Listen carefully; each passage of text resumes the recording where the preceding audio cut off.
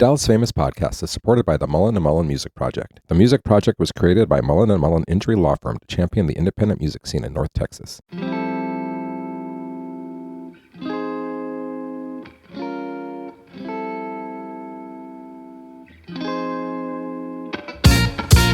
Andrew Sherman. I'm a Texas transplant who has always been in pursuit of art as a career. I've played in bands, pursued an acting career in Hollywood, but I found it behind the lens of a camera here in Dallas, Texas. I was born in New York, I've lived in Chicago, Los Angeles, Austin, but I love Dallas. There's a magical artistic scene in Dallas that mostly goes unnoticed to the outside world. This podcast is focused on what makes it so special and the people who make it thrive artistically. If you don't live here, and even if you do, you might not have heard of them. This is the Dallas Famous Podcast. There's a place that I like to go where the sun sets fast and the night moves slow. A frame of mind and a frequency where the rhythm of life rolls naturally. This week on the Dallas Famous Podcast, it's Kristina K. Hart. Kristina is the Director of Cultural Tourism at Visit Dallas and helped launch the Dallas Music Office. She has played a key role in shaping the city's cultural scene and has led programs like Dallas Sounds Amplified, the first busking initiative in the city. She also works to strengthen Dallas's reputation as a music-friendly city. In this episode, we get to know Kristina. Her passion for the arts and city run deep. It's an informative talk about exciting programs coming up that support and showcase North Texas artists. We also dive into what makes Dallas such a special place for musicians. Whether you're an artist, a fan, or just curious about the scene, this conversation has something for you. Here it is. Hello, we are back at the Deep Ellum Community Center. I've got Kristina K. Hart, and you are the Director of Cultural Tourism and the Director of the Dallas Music Office. Is that right? That's correct. Okay, yes. Exciting. Yeah. Because this is kind of new, right? The Dallas Music Office. Yeah, we are brand new babies. We launched last June, Wow. 2024. Okay. Yeah. Yeah. Well, there's a lot of stuff I want to ask you about, but let's start with you, okay? Because you, for me personally, you're just new on my radar, but apparently everybody that knows what's going on has been working with you for a long time. So, first of all, where are you from? Born in upstate New York, Rochester, New York. Oh, okay. Lived in Boston, went to boarding arts high school in North Carolina School of the Arts. Then I lived in New York, went to NYU for undergrad, and then moved to Oslo, Norway, before moving to Dallas. Wow. So I was in Oslo for 8 years, and then we moved. Why did you come to Dallas? My husband has, he works at SMU, and that was what pulled us here. Okay. Yeah. And so so I looked up, your grandmother was a well-known dancer. Is that right? Yeah. Okay. Yeah. And so was that something you grew up with, just wanting to do that, or is that part of your early life? Yeah, I think it was, in my DNA. I don't know that I was told to do it or that it was, but it definitely, dance was, I was always moving when there was music on, and, so it was innate, and it was kind of my destiny, I think. Huh. Yeah. And so did you pursue that to some extent? I did. Yeah. That's what I went to NYU for. I was at Tisch Dance, and then I got a job right out of college. I danced with Doug Elkin's dance company for about 4.5, 5 years. We toured Europe and nationally, and danced in all the venues in New York. And it was wild. Yeah, I loved it. It was a fusion company, capoeira, breakdancing, hip hop, and modern. And it was so fun. And he had. He's still alive, just a great wit. And I love intelligent dance that where you just see how smart it is, and the storytelling along with it. So interesting. And so okay, it's like, so how did you kind of find yourself in this world? Because I don't even know, because normally, like, I'm like, as a musician, like, how did you start? But like, how did you start? Like, where did the seed of this all begin? Yeah, I went back to grad school, quite late in my life, at 38, and I got my double master's in arts management, which is basically like nonprofit, master's in nonprofit management, and my MBA.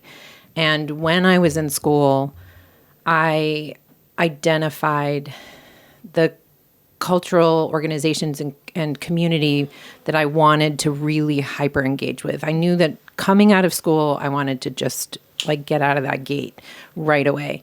And so I very intentionally, I interned with different organizations while in school and just had coffee with as many leaders in the community as I possibly could and told them, my background and my passions and who do I need to meet next was always my last question after meeting with somebody. Who else do I need to meet?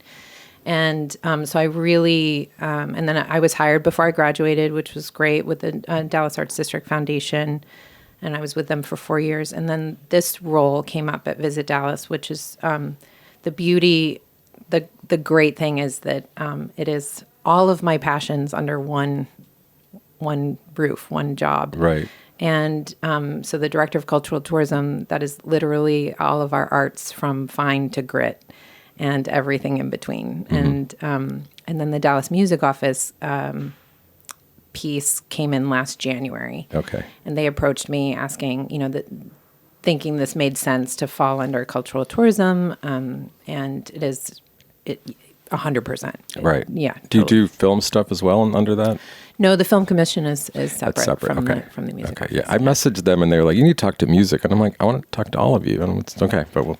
Yeah. And there will be a lot of crossover, Okay. which I'll talk about today. Okay, cool. Yeah. I mean, well, what exactly do you do with that job? Like, what's your, you get up every day. I'm guessing there's not like something on your list, like you have to come up with stuff to do, right? Yeah, no, it's a pretty full schedule. One thing I love about my job is that I never repeat a day. It's never the same thing twice. So last night I was at a nonprofit starter, like an opener for a new nonprofit for visual arts. Then I went to the DMA for a gallery opening. And then I was at the Roundup and we were talking about getting live music in Oak Lawn and how do we do that? And so, I was just like moving through these different spaces and I'm so passionate about all of it. I mean, Dallas is so rich with a cultural community. Just beyond, really. I mean, and it's a well-kept secret, unfortunately, and fortunately. Yes. No, coming from Los Angeles, this, there was something, like almost innocent about the scene here. But also the fact that I was able to like jump in and get to where I'm at this fast kind of tells me that it's still kind of like open season and there's still a lot of opportunity and it's not a closed door like situation like other cities, Yeah, 100%. And I think, what I hear all the time is everyone's willing to help. You just have to ask and people will be like, oh, I don't do that, but I know somebody who does, or they'll point you in the right direction, or if they can, they will. Right. And it is so genuine and quite possibly that innocence that you're talking about, that naivety, but it's really beautiful. And I think it's what makes it so rich. Yeah. Yeah. I mean, it's different. It's like, on the one hand, it doesn't have that grinding drive like throughout like a city like LA, New York, Chicago. But the flip side is there's so much talent here. I mean, this show alone I'll be talking to someone like, well, have you talked to these 5 people? And I'm like, what? They've been here the whole time. I just wasn't aware. It's there's a lot going on. And so like I was looking a little bit, maybe I'm jumping ahead, but the CAP program, can you talk about that a little bit? Yeah. So that isn't with the Dallas Music Office. So that's with who? That's with the Office of Arts and Culture. Well, okay. Well, then what's the connection with that, or with that office? Yeah. So, just by nature of what we do and who we support, I work with the Office of Arts and Culture a lot. I gotcha. And if we can't support on our side, so I have a grant that I manage, an event marketing fund that can go toward cultural events or seasons, festivals, that kind of thing. But at those festivals, they can hire CAP artists. So I typically say, if you're looking for, entertainment and ways to fill out, the city has this program and the city will pay for that artist. It just has to be, free and open to the public. Huh. Okay. That's cool. All right. Well, then let's back up. So I know that the Dallas Music Office is kind of like offshoot of the Texas Music Office in Austin. Is that right? Yes. Okay. Yeah. So the Texas Music Office certified us as a music-friendly city. Okay. And with that certification, we had to have an office and people doing the work. Okay. Yeah. What does that mean for our city that we are a music designated city? Or Yeah, I mean, it's great because we get the support from the Texas Music Office. Okay. Like, I've called them a few times asking about licensing issues and different questions on behalf of our community. But more than anything, it's that we're marketing the city as a music hub. Yeah. And that somebody's paying attention to all of the stuff that's going on. Okay. So, it's kind of two-parter, and we might be going too deep too quickly, but the music office, the goals, one side is that we're using, because I am housed within the Visitors Bureau, right? So our marketing organization for the city of Dallas. So I can go to our marketing team and be like, hey, there's these 10 things coming up. Are they on your radar? Are you, amplifying these things going on? On the flip side is that we can nurture, support, and give resources to our new and emerging artists that are, now I've written a song, what do I do next kind of scenario. And so we can be this aggregate space where we pull together all the people who, want to play together in the sandbox and show them how to meet and where to go. Right. Okay. Yeah. Interesting. So, there's resources for individual musicians. What is it doing like for the city overall? I know you have some programs like the busking program. Maybe talk about some of those programs. Yeah. So, again, we're so super new and I keep joking we're building the plane while we're flying it, all the things, right? Right. Or making the bricks before the wall, all the things, but all the metaphors. But one piece that when I agreed to take this role, I interviewed about 30 people within the industry, and it was everything from venue owners, production, management people, and then musicians and artists as well. And I came with 6 standard questions because I wanted a baseline, and the beauty was almost everybody answered pretty much the same. So I had a very clear, guiding light in what I was going to do. But one of the things that popped out of these interviews, I was interviewing Desi 5. Uh-huh. And he said, if we're a music-friendly city, why don't you hear music on the streets? Like, why don't you hear it everywhere? Nashville's a music city and you hear it everywhere. And I thought, okay, I think I can do something with that. Like that is easy and I mean, not easy, but Sure. but it's something that I can address quickly. Yeah. And the beauty is that it has longevity. It's there's a sort of a professional development piece to it. So it's based on MUNI, which is Music Under New York. They audition the artists in Grand Central Station every year, and then they place them around the city. So they're permitted. They don't get tickets, right? The police know. I knew they were permitted. I didn't know they had to audition to do that. Yeah. It makes sense because you see some amazing videos of musicians in the subways. Yeah. Yeah. So that quality is chosen. Makes more sense now. Yeah. So, and then they get, they get marketing collateral. They get like a poster that they can roll out in front of them. And I was like, I think that's something we can do with Dallas. That to me, because I had heard, a lot of artists, they get ticketed or shooed, like they're like, you can't be here. You can't do this. Sure. So, from my previous role at Dallas Arts District, I'd worked with DDI, Downtown Dallas Inc., quite a bit.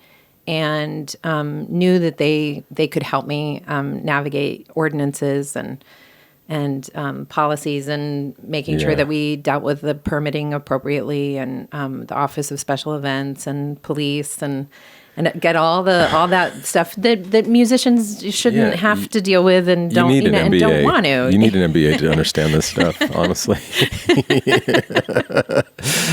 So I met with him and I was like, "What do you think? I want to pilot this, this fall, and I want to keep it in downtown for right now, just to kind of figure out any kinks in chinks in the armor, and they jumped on it. I mean, they were so excited about activating, and there's been a lot of, or I've heard, people have tried and it failed, or tried and fizzled, or, Sure. these things. And I think it's really, Dallas works best when everybody's engaged. Mm-hmm. So when you've got city office, when you've got all of the policymakers and all of those people on board for a program, and then you've got artists and creatives doing what they do best, and that bridge together, that is the beauty of this office, is that we can bridge that. Yeah. No, I mean, I think it helps that you have an artist background, but then you actually have the MBA, you have the 2 degrees or 3 degrees, is it? Undergrad, BFA. And then, you're like, I'm just educated. Yeah. But, no, I mean, so what other projects you guys have had? The Dallas Sounds Amplified? Yeah, so that is the busking program. Yeah, so okay. So that's what we're calling it. Okay. And so we had 7 artists. I mean, the cool thing about, I'm just going to riff a little bit about it because I'm super proud of it. Yes, please. So we had 7 artists participate in the fall. We told them, you're going to be our guinea pigs. Like, we don't know what's going to happen, and keep in constant communication with us. They have. We have these vinyl dots all around downtown that are designated spots for How many them. areas do you know? So we have 8 spots. Okay, cool. That's a lot, actually. And we're going to expand, actually, this year to add 2 more to it. And then, so we had to speak with business owners. We had to, just make sure that, like, everyone was on board for, this. And then we partnered also with Clyde Warren. Now, Clyde Warren doesn't allow busking, but they pay the artist when they play there. So that the location at Clyde Warren is within our roster. Okay. But the stage, or in the... It's actually over by there's like a visitor's kiosk. Okay. On the east side of the park. Mm-hmm. So they perform over there. Okay. And they pay, Clyde Warren pays them? Yeah, Clyde Warren pays them. So, and that was, we reached out to each other, and they were like, we want to have this, but we can't have them asking for tips here. And I was like, well, then you have to pay them. And they said, yes, we have that in our budget. And so we put them at that in the rotation as well, which is great. And are you guys also involved with Love Field? Is that another one of those? No, that's actually through the Office of Arts and Culture. Okay. Yeah. Okay. So, God, I know yes, Dallas is a messy beast, but, if you know how to navigate and what levers to pull, at the right time, and just how to be the squeaky wheel. Sure. I mean, it's something else, like a point that I've hadn't thought about it in this way, but usually fine arts get a lot of money. Mm-hmm. I don't know, I guess because rich people are going to those events. I don't really know, but then a lot of rich people are going to concerts. So I don't know. It's cool that you're focusing so much on, like, not fine arts, not that you're not, I don't know. Are you involved in that at all? I mean, fine to grit is what I always say. So I am, yes, I do. I do work with a lot of those nonprofits and our symphony and our opera and our big organizations as well. But funny enough, AT&T Performing Arts Center is now hosting our buskers as well. Huh. So the beauty of this role, being where I am, I can see or I can bridge and bridge that communication and give access to where they might not, even know how to knock on the door, kind of thing. Sure. Yeah. Like this program, when like a springtime, you're doing the stuff in summer, the busking? Yeah. So as soon as the weather flips, so we auditioned our new cohort of artists, of singer-songwriters. Different than the original. Different than the original. Okay. So the 7, we had 2 of the 7 want to continue in the program. All of them got gigs outside of the busking program this last fall, which to me is testament to the need and the visibility that they were getting. Yeah. And then So I think we had 26, 27 artists or something come and audition, and our committee and judges chose 18. Okay. And so those 18 will be starting as soon as the weather warms up enough for them. And then, like, how frequent are they busking? Like, how often is it happening? Yeah, so it's about, I mean, on average 4 days a week, and they rotate locations. So we used Placer AI. This was another thing that I had access to, which is great. Is Placer AI to track highest foot traffic, time of day. Oh, wow. Where in the city are those locations? So we were very strategic about the locations, the businesses that we were participating, that we were working with, hotels, that kind of thing, where there's a lot of that foot traffic, because Dallas is not New York foot traffic wise, right? Like it's not, that's so not same. Yeah. I mean, there's some neighborhoods, I guess, but yeah. On that note, is there anybody busking in Oak Lawn? So not yet. Okay. We are staying in downtown until the fall, and then we're actually moving into Deep Ellum. So we've started conversations with Deep Ellum, the foundation, and some property owners, and to identify, like, okay, now if we move here, what does that mean? And the ordinances are different in Deep Ellum. Policy, permitting, all of those things are different than downtown. Yeah. So I have to navigate that relationship. I've already spoken with the police. I went to the police station in Deep Ellum and chatted with them about it. So, the needle's moving, but it's just a lot of puzzle pieces to put together. Sounds like it. Yeah, but it's cool. Yeah, it's funny. Like you interviewed all these people, and these are the things that came out of that. I'd like to see those questions, maybe. Yeah. And then I know you have another program. Well, I don't know if it's happening yet, but you were talking with Parkland Hospital. Yeah. About insurance. Is that right? Yeah. So non-insurance. It is healthcare. Healthcare. Okay. Yes. So essentially, it's the county hospital system and their care, what they have within their system, and then looking at how do we create a program where they're not reinventing the wheel, that it is something that is established within their system, but can be used for gigging creatives. So this is where partnership with the Film Commission has come in. So originally I was kind of only looking at musicians in the music industry. Right. And then she and I were chatting, and she was saying, well, our production people and film engineers and stuff, they are very similar.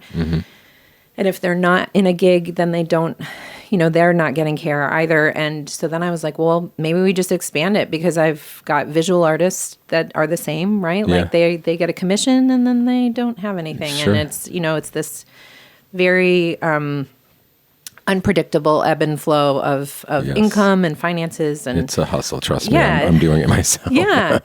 So, exactly. So then I was like, well, then maybe we look at just anybody who has that sort of gigging,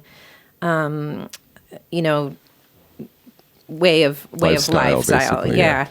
And, so I'm in the very, very early stages of speaking with them. I have actually mostly spoken with, the,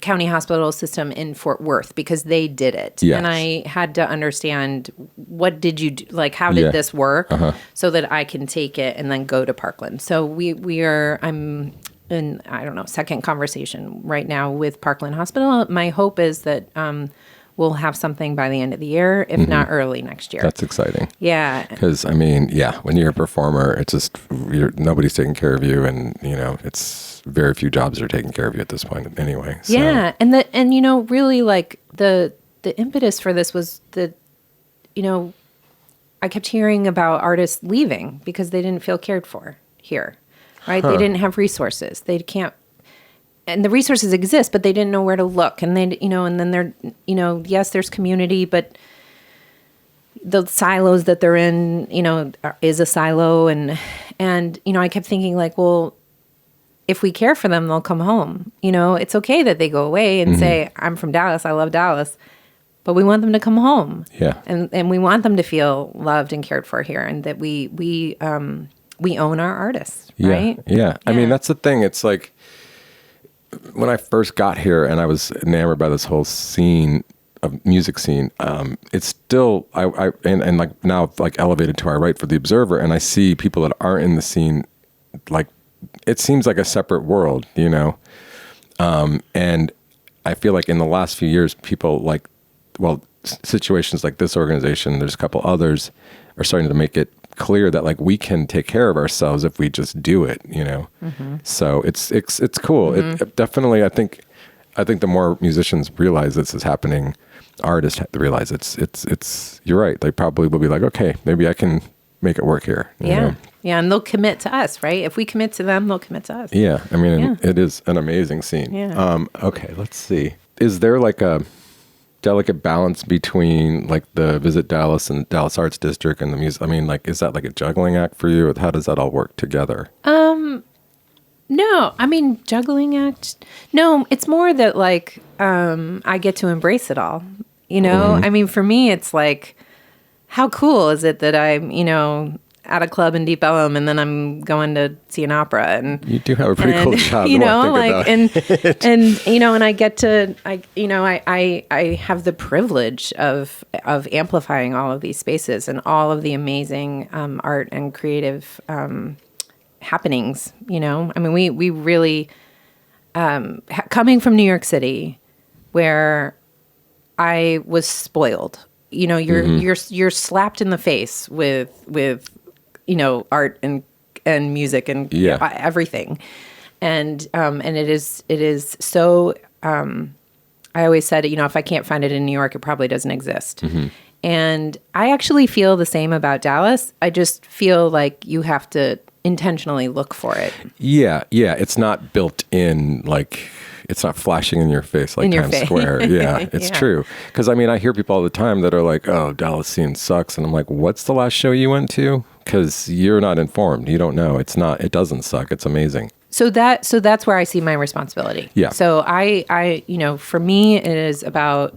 I mean, what better space to be in the marketing organization for the city, right? So it, and you know, I mean, unfortunately, it is a slow-moving barge. You know, this stuff isn't going to happen overnight, but you know, it's like people don't know what they don't know, and that's where I come in, and I get to say, like, we've got these things, these awesome things going on, and let's amplify it and figure it out. Right. But I also need people to come to me, too. You know, like I'm only one, or we are an office of two people, so we can only be in so many spaces at once as well, and we try to keep our finger on the pulse as much as possible. But, you know, if somebody's like, why aren't they paying attention to me? It's probably because I just don't know. Yeah. And I will if you make yourself known, you know. Sure. Yeah. Yeah, the squeaky wheel, I guess. Yeah, exactly. But I think that's another thing too. I think some artists maybe feel like that they have to do it on their own, or I think more of it is just they don't know about these programs, and that's kind of why we're having here today. Yeah. I mean, speaking of that, is there things we haven't talked about that musicians, like resources or for any artist really? Yeah, I mean, we have a lot of stuff on the horizon. So, you know, again, you know, we're only 7 months old. Yeah, it's not even a year. Yeah. But you know, so the immediate thing is that we're launching very soon is a directory for hire, a public directory for hire. Oh, cool. And that will be vetted. So it is through. We have a committee of about 22 professionals in the community. They will vet the artist. There has to, you know, we need a standard, right? You know, a baseline. But and our buskers go automatically. They are automatically put into this. Okay. When you say directory, just musicians, or is it other types of? This is just for bands and musicians. Gotcha. Yeah. Okay. For right now. That's still pretty useful, I'm sure, for venues and whatnot. Or and I should say for musicians to find other musicians. Like if somebody needs like a saxophonist or something, you know, for a gig or a recording or something, I'm hoping they'll use it that way as well. Right. But what I have access to is corporate spaces, you know, conventions and large scale meetings that come to the city, and they want some entertainment. Mm-hmm. Well, this is a really easy paid gig, short, sweet, and you know, so this will be a way for them to hire somebody. And we had one, Joshua Stone was in our roster for the busking program last fall. He performed at a Skills USA meeting that was here. It was a regional meeting, so it was just the regional offices. And they loved him so much that they're going to fly him out to the national meeting, and he'll be in front of 8,000 people. Wow, that's great. And, so I think there's opportunities like this that we can provide that is not, is not a venue in Deep Island. It's not a gig, Sure. in that the normal sense, but we can help, facilitate some pretty decent honestly, paid gigs. a band can get their gig in Deep Elm themselves. They don't need that. This is more important. I feel like I heard you saying something too, like in the future program was some kind of like tour support for bands. Oh yeah. So I'm actually starting a nonprofit. We're writing our bylaws right now. We are, creating our mission. I am partnering with the Film Commission on that. So there's two things that's going to come out of it that we are going to work on the very early side. And one is a touring grant. So the touring grant is basically if a Dallas artist visits 3 cities or more, we will, it's kind of a rebate program. Like they'll come back with their receipts and we'll refund up to a certain, like a cap. Right. And just help offset costs. Sure. That's for huge, touring. though. And the only thing I need them to do is say they're from Dallas. I mean, like get on stage. Own us. If Yes. we own you, you have to own us when you're on stage. Right. Talk about Dallas's music scene. Talk about why you love Dallas. I feel like that should be something all musicians listening should do anyway. Because, I mean, I lived in Austin briefly, and man, that music capital of the world, my ass. Just saying, like the talent here is so much better. So much better. It really is. Yeah. And I'm not even trying to have a rivalry. It's just I know. fact, I feel like. Yeah. Oh, sorry. yeah. So, wait. Sorry. Yes. One more thing. Please. So the touring grant, and then we're working on fundraising for an incentive. So the incentive would be for festivals. So Okay. You mean like to bring festivals or to, okay. or for our local community to build one, but to help offset their costs too. So it might be in the structure of a grant with very low bar, like, and then we're looking for like 3-year commitment with intention to grow. Right. So that we can just really support the festival tourist. So we're looking to bring, and that to me is part of how, like, that responsibility that I was talking about of like, we need to amplify that Dallas has this amazing scene and community. Yeah. And this is one way that we can help just with the heavy lifting. Yeah, I guess is the best way to. Yeah. I mean, we live here, so we know. It's not that we need everyone else to know, but we want our musicians to be able to go places and people know who they are. I just had Esteban Slow Joy, and he's touring, and he's got people showing up everywhere he goes now. It's going to be hard to get a ticket next time. You're like, I knew him when. Yeah. Exactly. Well, like, we know the scene's evolved. Like what you guys are doing, it's evolved. Like was your job even there before you got there? I mean, no. That's why I'm saying, like, I'm building the plane while I'm flying it. Yeah. I'm not redirecting anything. I'm literally building it. Yeah. I mean, I wanted to say, like, what's the future, but like, I mean, all these programs are coming up. All of these things are the future. Yeah. I mean, the right now is this year we'll have 4 professional development panels. So the first one is kind of a 101 panel. Like, I've written a piece of music, now what ish, like super, okay, new and emerging. We'll do a panel on healthcare and resources that exist. So there are quite a few nonprofits and organizations that support mental health, that help offset any health costs. There are existing organizations within Dallas that if you don't know what you don't know. So the goal is to bring everybody in the same room and have them talk about what they do and how they can be a resource to our community. Then we'll do a marketing panel, and that will be on like kind of marketing 101, but how do you identify your brand and not pigeonhole yourself into something as you evolve as an artist? Or how do you, basic like social media branding and marketing and those kinds of things. So we'll bring in some experts on that, and licensing. So then, that's a big one. so BMI and ASCAP and bring in some leaders from those to talk to the artist about how they can sample, use cover, do covers. And stay within, sort of the parameters of that, but also how do they get paid once they have their own, set list and stuff of their own music. So that's this year. Yeah. Okay. And then we're going to do what we call harmonized happy hours, and those will be monthly. That launches in March as well, and they will be themed, I guess is the best way to put it. So, and when I say themed, I don't mean like costumes, but it'll be around a professional community. So we might have one that has like as many Deep Ellum venue owners as possible that are willing to come and just happy hour with the local, music artists. Sure. And at the top of every harmonized happy hour, we will announce who is in the room so that they very intentionally meet and greet who they want to. Sure. That's pretty cool. Yeah. I mean, a lot of times you go into the bar and you don't even know you're getting a drink from the owner. Totally, right. I know what I was going to ask you. This is all part of the city, like funded by taxpayers or by outside grants or both?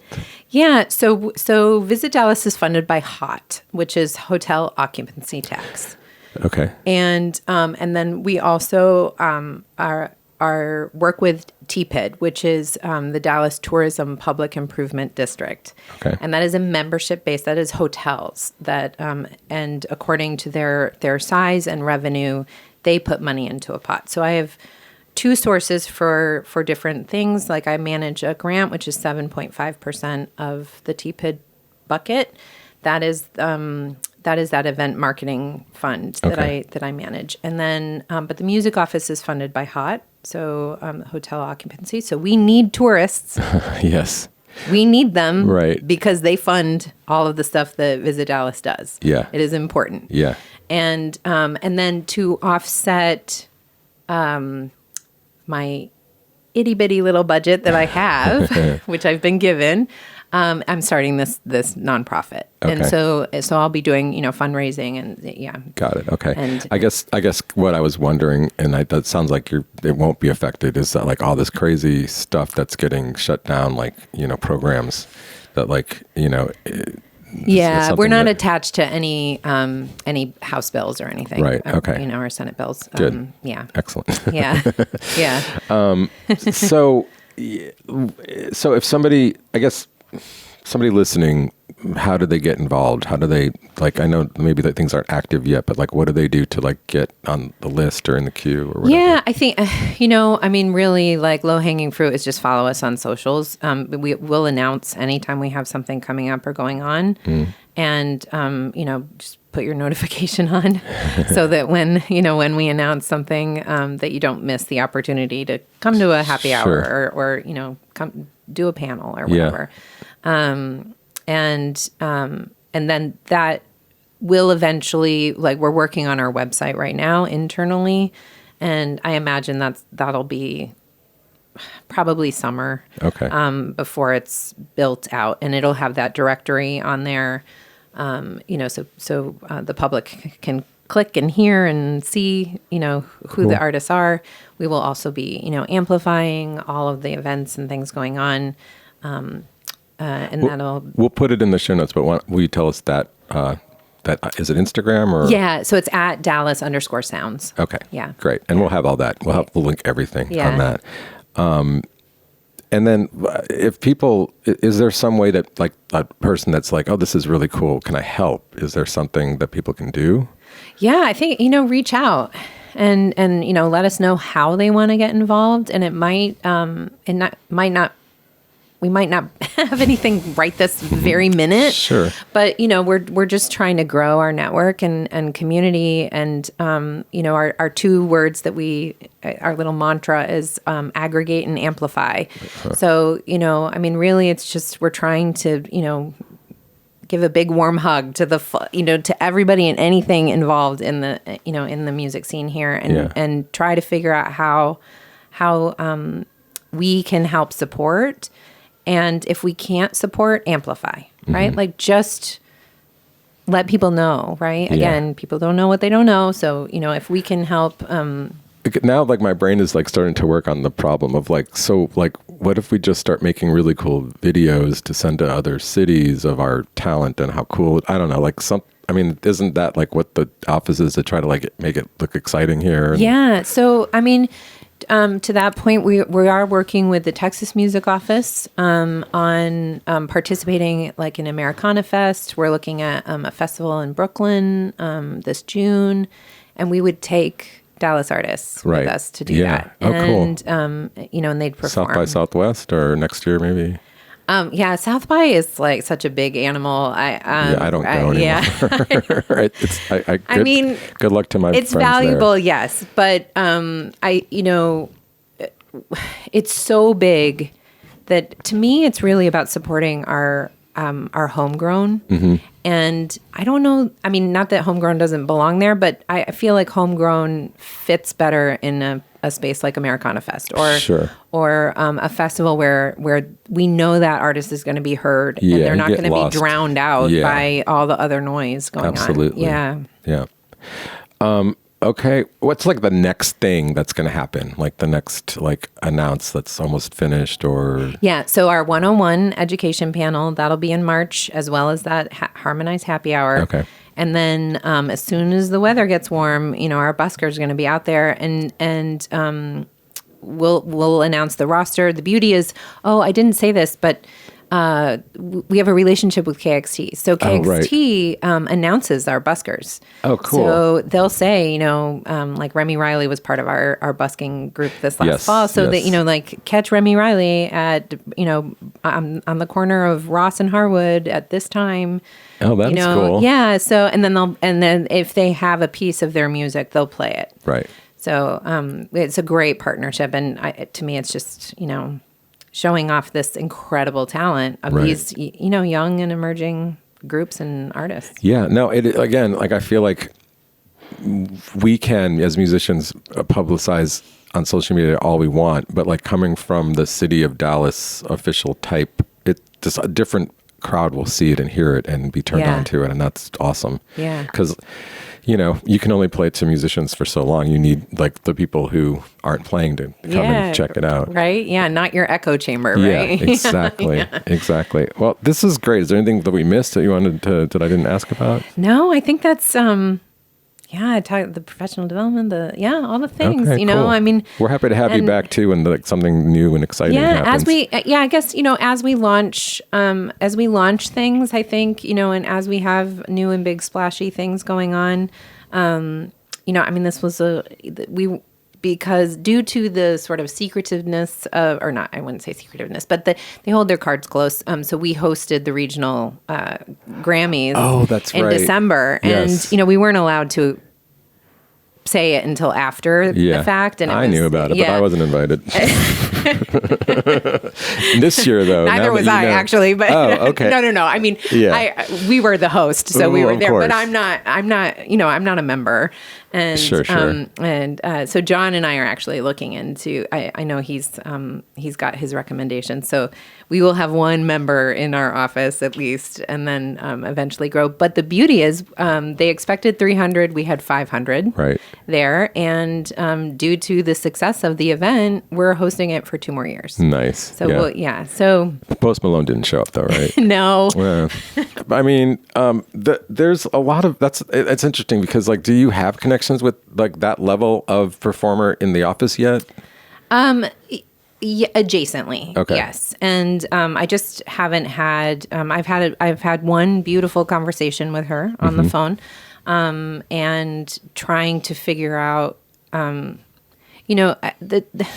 music office serves the sort of gritty, new and upcoming. Like, she doesn't really need my help or support. I feel like it's the other way around. Right. And like, how can she support the 100%. Yeah. So when we had an event, I worked with Opal Lee on Juneteenth, and I programmed the festival, and I wanted only women, African American women artists to perform and play. We had a beautiful roster that performed, and I invited Erica to come, and she showed and came, and it was so special. But it's, she loves Dallas so much. Yes, she does. She just it like exudes from her how much she loves the city and believes in our cultural community and community.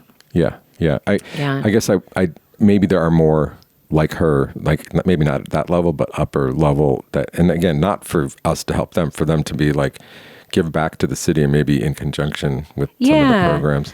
Yeah. And I mean, frankly, we've got, Booker T, like all of the grad, Nora Jones and Edie Brickell and